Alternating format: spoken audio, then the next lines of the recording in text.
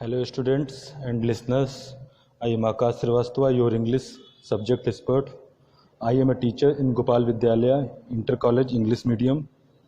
To find regular updates of our channel, please like and subscribe us. To achieve everything in a better way in English, you have to understand and revise it more and more. Let's start.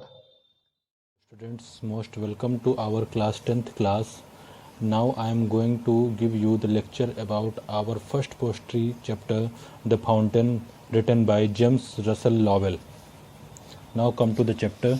First we have to say something about our writer or author.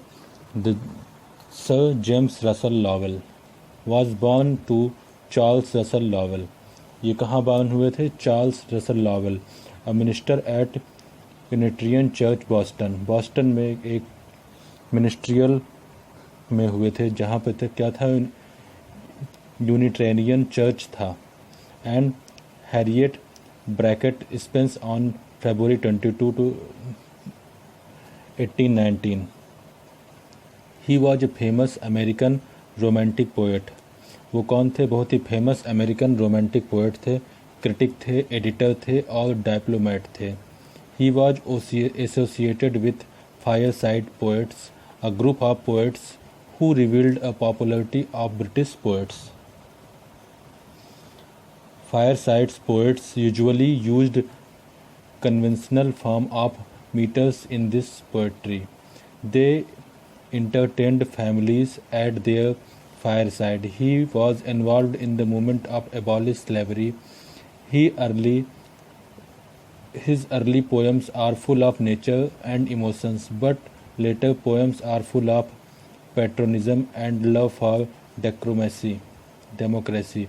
He breathed his last breath on August 12, 1891. Now come to the chapter. Into the sunshine. Into the sunshine का मतलब सूरज के उजाले में. Full of light. Full of light मतलब जब पूरी की पूरी उजाला रहता है. अब बेटा देखिए, सबसे पहली बात, इस चैप्टर का नाम क्या है? The fountain. जब आप बात करेंगे द फाउंटेन मतलब कि एक फव्वारे के बारे में, तो फव्वारा कहते ही आपको ये बात क्लियर हो जानी चाहिए कि यह चैप्टर है एक फव्वारे के बारे में. फव्वारा क्या होता है आप पहले समझिए. फव्वारा एक बड़ा सा जो है एक गड्ढे टाइप का होता है, उसमें सीमेंट से बनाकर एक नली टाइप की दी जाती है या कई नलियाँ दी जाती हैं, जिससे पानी का फव्वारा निकलता है और उसी गड्ढे में गिरता है. और यह फव्वारा बहुत ही अच्छा लगता है अलग अलग समय पे अलग अलग स्थितियों में. तो चलिए आते हैं. The fountain is a very inspirable poem. पहली बात आपको समझनी पड़ेगी. The poet describes fountain at 3 different times. अब इसमें पोएट ने फाउंटेन को 3 अलग अलग समय में डिस्क्राइब किया है. इन सनशाइन, एक तो पहली बात उसने सूरज की रोशनी में किया. इन मूनलाइट, दूसरा चांदनी में किया. और तीसरा इन स्टारलाइट, और दूसरा तारों की रोशनी में किया. All the time the fountain looks active. और हर समय फाउंटेन कैसा दिखता है, फव्वारा कैसा दिखता है? एक्टिव दिखता है, लगातार चलता हुआ दिखता है, चमकता रहता है, फुल ऑफ एनर्जी और ऊर्जा से भरा हुआ, चीयरफुल, मज़ेदार होता है और लाइवली, और लोगों को जीवंत कर देता है, मतलब लोग देखकर उसको खुश होते हैं. It always inspire for higher and higher aim. यह हमेशा लोगों को क्या देता है? नई से नई ऊंचाइयां देता है. The poet wishes to be fresh. Poet क्या करता है? कवि कहता है कि लोगों को इसकी तरह तरोताज़ा होना चाहिए, चेंजफुल, बदलाव लाने वाला होना चाहिए, कांस्टेंट मतलब एक जगह स्थिर होना चाहिए, and aspiring like the fountain. और लोगों को इसकी तरीके से लोगों को के ऊपर इंस्पायर मतलब कि लोगों को इससे एक ज्ञान लेना चाहिए कि कैसे अपने जीवन को बिताना चाहिए. तो देखिए, फाउंटेन को लाइफ के अलग अलग एस्पेक्ट में बता रहा है कि जब इंसान के पास अलग अलग दिन का उजाला मतलब कि जब आदमी के पास सारी चीज़ें भरी हो तो उसको कैसा रहना चाहिए. मूनलाइट मतलब अंधेरे में होना पर कैसे होना चाहिए, तारे के उजाले में कैसा होना चाहिए. इन सब चीज़ों को द फाउंटेन के थ्रू जेम्स रसल लॉवेल हमारी लाइफ में दिखाना चाह रहे हैं. सबसे पहला स्टैंजा में स्टार्ट करते हैं. Into the sunshine. सूरज के उजाले में. Full of light. जब क्या होता है?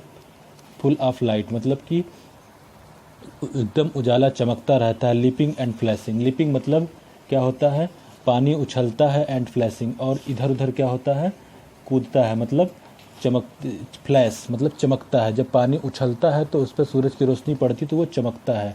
फ्रॉम मॉर्न टिल नाइट, सुबह से लेकर रात तक, मतलब फिर से आइए, इनटू द सनशाइन, सूरज के उजाले में, फुल ऑफ द लाइट, अगर मैं पूरी लाइट की बात करूँ, जब पूरी लाइट उस फाउंटेन पर पड़ती है, लीपिंग एंड फ्लैशिंग, तो पानी का फवारा का जो होता है ऊपर तक जब उड़ता है तो उठता है, कूदता है, तो उस पर सूरज की रोशनी पड़ती है तो वो पानी क्या होने लगता है, चमकने लगता है। और यह चमक फ्रॉम मॉर्निंग टिल नाइट, मतलब सुबह से लेकर रात तक रहती है। इनटू द मून लाइट, अब देखिए हम दूसरे फेज में आते हैं। इनटू द मून लाइट मतलब चांदनी में, वाइटर देन स्नो, अब सूरज की रोशनी में ये पीला और ग्लोइंग दिख रहा था, तो चांद की रोशनी जो सफ़ेद होती है इसमें कैसा दिखेगा, वाइटर देन स्नो। यह वाइटर मतलब सफ़ेद दिखता है, किससे, बर्फ़ से भी ज़्यादा। वेविंग सो फ्लावर लाइक, मतलब यह कैसा दिखता है, वेविंग स्लो फ्लावर लाइक, मतलब यह उछलता रहता है, कैसे, एक फूल की तरह हिलता हुआ सफ़ेद फूल की तरीके। व्हेन द विंड्स ब्लो, जब हवा चलती है, फिर से समझिएगा। इनटू द मून लाइट मतलब चांद की रोशनी में, वाइटर दैन स्नो, यह बर्फ से भी ज़्यादा क्या हो जाता है, वाइटर मतलब सफ़ेद हो जाता है। वेविंग सो फ्लावर लाइक, और यह वेविंग मतलब हिलता डुलता रहता है, किसकी तरीके, फूलों के तरीके। व्हेन द विंड्स ब्लो, जब हवा चलती है। इनटू द स्टार लाइट, अब देखिए तीसरे प्रकार की बातों में बता रहा है। इनटू द स्टार लाइट, जब तारों की रोशनी की बात की जाती है। रसिंग इन स्प्रे, जब यह क्या होता है, रसिंग का मतलब ये छूटता है, स्प्रे। हैप्पी एट मिडनाइट, कब, आधी रात के समय, खुशी खुशी, हैप्पी बाय डे, और यह पूरे दिन तक चलता है। तो मतलब फिर से आइए, इनटू द स्टार लाइट, तारों की रोशनी में, रसिंग इन स्प्रे, यह जो एक जगह से छूटता हुआ फव्वारा है, हैप्पी एट मिडनाइट, यह आधी रात में बहुत ही अच्छा उंजलायमान होता है, जैसे लगता है कि एक नहीं अरबों तारे एक पर्टिकुलर, एक सिंगुलर फाउंटेन में, मतलब फव्वारे में आ गए हैं। हैप्पी बाय डे, और यह दिन से भी ज़्यादा अच्छा लगता है और दिन की तरह सुंदर भी लगता है। इवन इन मोशन, जब यह गति में होता है। ब्लीथसम एंड चेरी, ब्लीथसम एंड चेरी मतलब कि यह जो होता है कैसा होता है, ब्लीथसम होता है। यह ज़िंदगी में नए अनुभवों को भरने वाला, जिंदा दिल कर देने वाला, और चेरी लोगों को आनंदित कर देने वाला होता है। स्टिल क्लाइंबिंग हेवनवर्ड, और तब भी यह ऊंचाइयों को छूता हुआ ऊपर की तरफ जाता है। नेवर अ वियरी, और यह कभी क्या नहीं होता, थका हुआ नहीं होता। इवन इन मोशन, जब यह ऊंचाई पर छूता हुआ मोशन में होता है। ब्लीथफुलसम, और एक प्रफुल्लित ऊंचाइयों को पहुंचने वाला, और चेरी आनंदित होता है। स्टिल क्लाइंबिंग हेवनवर्ड, तब भी यह और ऊंचाइयों पर जाता है। नेवर अ वियरी, और कभी थकता नहीं है। ग्लैड ऑफ ऑल वेदर्स, इन सब चीज़ों के बावजूद, स्टिल सीम्स बेस्ट, यह क्या देता रहता है, अपने सबसे अच्छे भावों को, अपनी अच्छी परफॉर्मेंस को सामने रखता है। अपवर्ड और डाउनवर्ड, चाहे वह कितना भी ऊपर जाए, चाहे वह कितना नीचे जाए। मोशन दाई रेस्ट, और उसकी गति को भले ही रुकाव हो जाए। ग्लैड ऑफ ऑल वेदर्स मतलब उसको अपनी हर परिस्थितियों पे, हर मौसम में क्या होता है, अपने ऊपर यही होता है कि उसकी परफॉर्मेंस अच्छी रहे। स्टिल सीम्स बेस्ट, वह अपने को क्या दिखाता है, सबसे अच्छा दिखाता है, सदैव सबसे अच्छा बना रहता है। अपवर्ड एंड डाउनवर्ड, चाहे वह जितनी ऊंचाई तक उसको जाना हो, चाहे जितनी नीचे तक जाना हो। मोशन दाई रेस्ट, और चाहे उसके मोशन क्या हो जाए, खुद ही रुक न जाएं। फुल ऑफ नेचर मतलब प्राकृतिक चीज़ों से भरा हुआ। नथिंग कैन टेम, जो उसको क्या नहीं करता, किसी भी चीज़ में पीछे नहीं करता या पालतू नहीं करता। चेंज्ड एवरी मोमेंट, और वह हर समय बदलता रहता है। ईवर द सेम, और शायद हर समय ठीक एक तरीके का भी रहता है।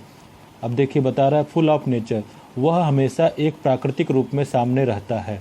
नथिंग कैन टेम, उसको कोई चीज़ में बदलाव पसंद नहीं होता, मतलब वह पालतू होता है, एक तरीके से जैसे वह चलता है हमेशा चलता रहता है। चेंज्ड एवरी मोमेंट, और उसकी इस बदलाव को हम हर मोमेंट में देख सकते हैं। ईवर द सेम, और वह क्या होता है, हमेशा यह बदलाव उसको क्या रखता है, एक बराबर रखता है। कीजिंग एस्पायर, कीजिंग एस्पायर का मतलब क्या होता है?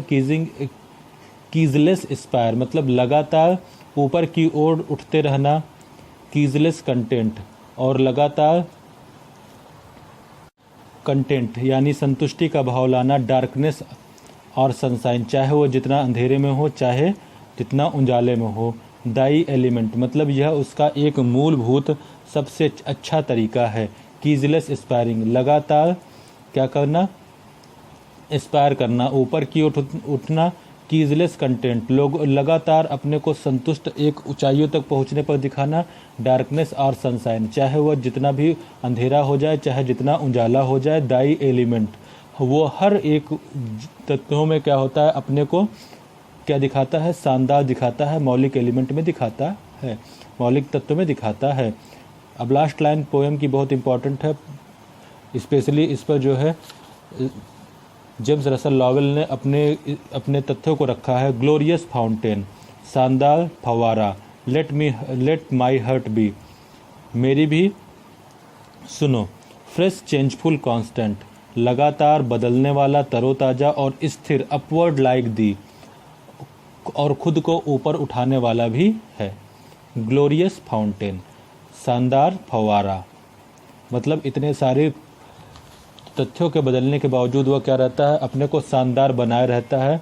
लेट माई हार्ट बी, और मेरा दिल भी कैसा हो? ऐसा ही हो। कैसा? फ्रेश, तरोताज़ा, चेंजफुल, बदलाव लाने वाला, कांस्टेंट, स्थिर, अपवर्ड लाइक दी, उसी के तरीके क्या हो? हमेशा बदलाव लाने वाला हो।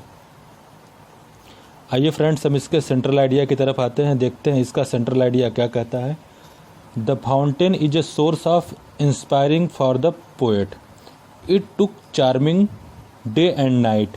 It remains glad in all weathers. It movements are natural and it can not be trained. It is untiring, ever happy, ceaselessly aspiring, ever fresh and glorious. The poet also wishes to remain fresh, constant and upward like the fountain.